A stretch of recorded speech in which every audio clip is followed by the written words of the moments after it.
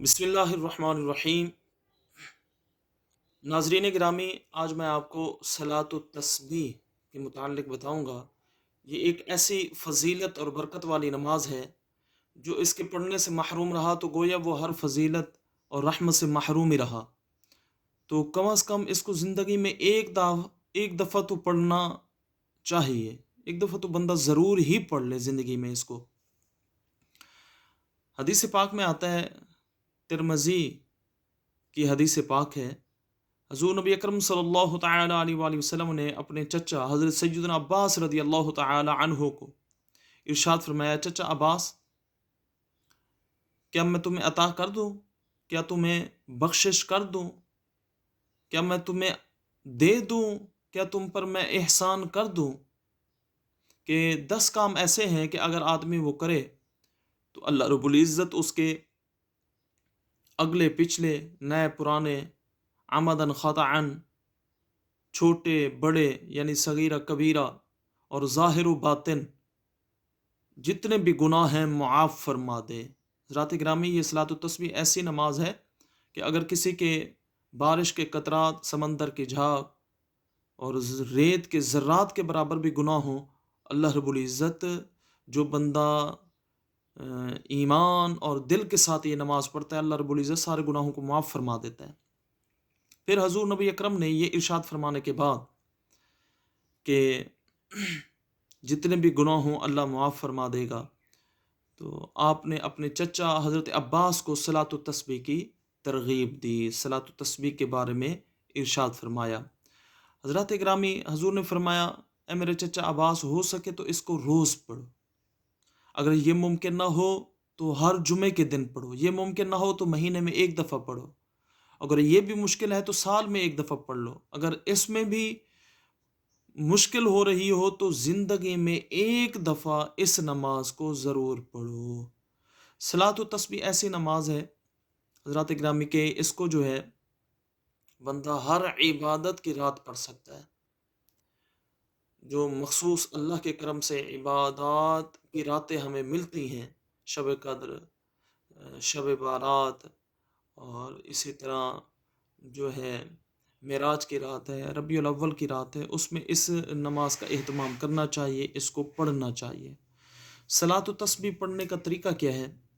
बंदा नियत करेगा कि मैं नियत करता हूँ 4 रकात नमाज नफल सलातो तस्बीह, मुँह तरफ किबला के बंदगी अल्लाह ताला की, अल्लाहु अकबर। तो अल्लाहु अकबर कह के जब वो हाथ बांधेगा तो सुबहानक अल्लाह पढ़ेगा और उसके बाद 15 दफ़ा तीसरा कलमा पढ़ना है, सुबहानल्लाहि वल्हम्दुलिल्लाहि वला इलाहा इल्लल्लाहु वल्लाहु अकबर। उसके बाद आऊज़ु बिल्लाह पढ़ेगा, बिस्मिल्लाह पढ़ेगा, अलहम्द शरीफ पढ़ेगा, साथ सूरत मिलाएगा और उसके बाद 10 दफ़ा फिर तीसरा कलमा पढ़ना है। इस तरह अल्लाहु अकबर कह के जब वो रुकू में जाएगा तो रुकू की तस्बीह के बाद सुबहान रब्बियल अज़ीम 3 दफ़ा पढ़ने के बाद 10 दफ़ा फिर तीसरे कलमे का विर्द करना है, सुबहानल्लाहि वल्हम्दुलिल्लाहि वला इलाहा इल्लल्लाहु वल्लाहु अकबर। फिर रुकू से जब उठेगा कोमे की शक्ल में तो वहाँ 10 दफ़ा फिर यानी समी अल्लाहु लिमन हमिदा रब्बना लकल हम्द, ये तस्बीह पढ़ने के बाद फिर वो 10 दफ़ा तीसरा कलमा पढ़ेगा। उसके बाद अल्लाहु अकबर कह के जब वो सजदे में जाएगा तो सजदे की तस्बीह के बाद 10 दफ़ा फिर पढ़ेगा। फिर 2 सजदों के दरमियान जो जलसा होता है यानी पहले सजदे के बाद जब वो बैठता है तो 10 दफ़ा उसमें पढ़ेगा। फिर दूसरे सजदे में तस्बीह के बाद 10 दफ़ा फिर तीसरे कलमे का विर्द करेगा। यूं हर रकात में 75 दफ़ा तीसरा कलमा पढ़ना है और 4 रकातों में ये कुल जो है 300 दफ़ा तीसरा कलमे का विर्द हो जाएगा।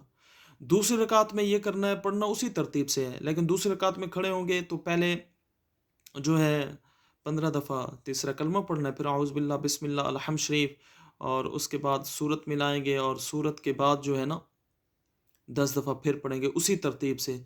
और दूसरी रकात में अत्तहियात के लिए जब हम बैठेंगे तो उसमें दुरूद शरीफ भी पढ़ना है और रब्बि जअलनी भी पढ़नी है, क्योंकि ये सलातो तस्बीह का मकाम नफिल है।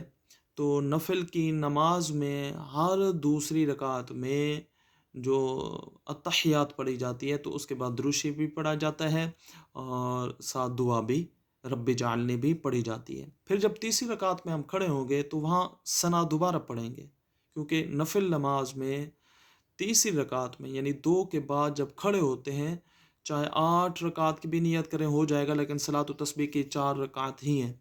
تو بہرحال اس کی تیسری رکعت میں سبحانک اللہ پڑھیں گے، پھر اس کے بعد 15 دفعہ اسی طرح اسی ترتیب سے تیسری رکعت میں 75 دفعہ تیسرا کلمہ پڑھنا ہے، پھر چوتھی رکعت میں بھی 75 دفعہ پڑھنا ہے۔ اس میں چند باتیں میں عرض کر دوں۔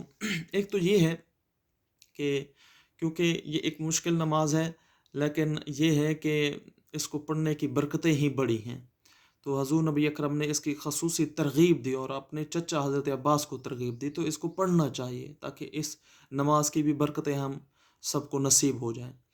تو اس میں یہ ہوتا ہے کہ جب ہم یہ پڑھیں گے تو زبان سے ہم گن نہیں سکتے۔ ہاں، علماء کرام نے یہ ضرور کہا ہے کہ آپ جو ہے نا یوں کر سکتے ہیں کہ اگر کسی کو یاد رکھنا مشکل ہے تو وہ انگلی کو دبا کے ایسے آپ نے ہاتھ باندھے ہیں، تو انگلی کا یہ اگر آپ غور کریں، میں شہادت والی انگلی کو اٹھا کے اس کو یہ پریس کر رہا ہوں، اس کو تھوڑا سا پریس کروں گا، مجھے پتہ لگ جائے گا یہ 1 دفعہ، یہ 2 دفعہ، یہ 3 دفعہ، یہ 4 دفعہ، پھر انگوٹھا دباؤں گا تو سمجھو 5 دفعہ، اسی طرح دوبارہ لوٹاؤں گا 10 دفعہ ہو جائے گا، اور اگر ثنا کے بعد 15 دفعہ پڑھ رہے ہیں تو تیسری دفعہ جب ایسے انگلیاں دباتے آئیں گے تو 15 دفعہ، تو اس طرح یاد رکھنا آسان ہو جائے گا۔ یہ زبان سے اگر ہم گنیں گے 1 2 3 تو نماز ہی ٹوٹ جائے گی، انگلیاں صرف دبا سکتے ہیں۔ اچھا، دوسرا اس میں مسئلہ یہ ہے کہ اگر کوئی بندہ پڑھتے ہوئے بھول جائے، ٹھیک ہے، اور اس کو ہو گیا کہ میں نے 8 کے بعد ہی مثلاً سورت کے بعد جو 10 دفعہ پڑھنی تھی 8 پڑھی، پھر میں رکوع میں چلا گیا، تو وہ رکوع میں 10 کی بجائے 12 کر لے۔ اسی طرح مطلب کوئی بندہ کھڑا تھا کہ رکوع میں جو ہے نا اس نے 8 دفعہ پڑھی، 9 دفعہ پڑھی، کھڑا ہو گیا، بعد میں اس کو احساس ہوا کہ ایک جو ہے نا میں نے کم پڑھی، تو قومے میں کیونکہ قومے کی مقدار کم ہوتی ہے، وہ اگلے سجدے میں جا کے 10 کی بجائے 11 پڑھ لے۔ تو پہلے سجدے میں اگر کسی نے بھول کے 9 پڑھ لی، تو اس سے اگلے سجدے میں جو ہے جلسے میں نہ، کیونکہ اس کی مقدار کم ہوتی ہے، اگلے جلسے میں جو ہے نا وہ جا کے 1 یا 2 دفعہ اس نے کم پڑھی ہے تو وہ مقدار پوری کر لے۔ یوں جو ہے نا 4 رکعتوں میں 300 دفعہ تیسرے کلمے کی تعداد پوری کرنی ہے۔ ہاں، اگر کسی کو یوں ہو جائے کہ اس سے کوئی ایسی غلطی ہو گئی جس پر سجدہ سہو لازم آتا، یعنی کوئی واجب چھوٹ گیا ہے غلطی سے، یا فرض میں تاخیر ہو گئی ہے تو سجدہ سہو کرنا پڑتا ہے، تو سجدہ سہو جب ہم کریں گے، اگر ایسی کنڈیشن بن جائے تو اس میں ہم دوبارہ مطلب سجدے کی حالت میں 2 سجدوں کے درمیان جو جلسہ ہوتا ہے اس میں ہم تیسرے کلمے کا ورد نہیں کریں گے، کیونکہ آلریڈی ہماری جو پہلی 4 رکعت ہیں اس میں 300 کی تعداد پوری ہو چکی ہے۔ حضرات گرامی، یہ انتہائی جو ہے نا فضیلت والی نماز ہے صلاۃ التسبیح۔ بعض مساجد میں تو جو ہے نا جماعت کے ساتھ بھی یہ صلاۃ التسبیح پڑھائی جاتی ہے، ٹھیک ہے، تو اگر کوئی وہاں پڑھ لیتے تو بہتر ہے، اور اگر کوئی گھر میں یہ پڑھنا چاہے یا میری مائیں بہنیں بیٹیاں گھر میں پڑھنا چاہیں تو اس کا یہ طریقہ کار ہے جو میں نے آپ کو بتایا ہے۔ صلاۃ التسبیح پڑھیں، اس کی بڑی فضیلت ہے، اس پر اللہ رب العزت کی رحمت کا بندہ مستحق بن جاتا ہے۔ اللہ رب العزت مجھے اور آپ کو یہ نماز پڑھنے کی سعادت نصیب فرمائے۔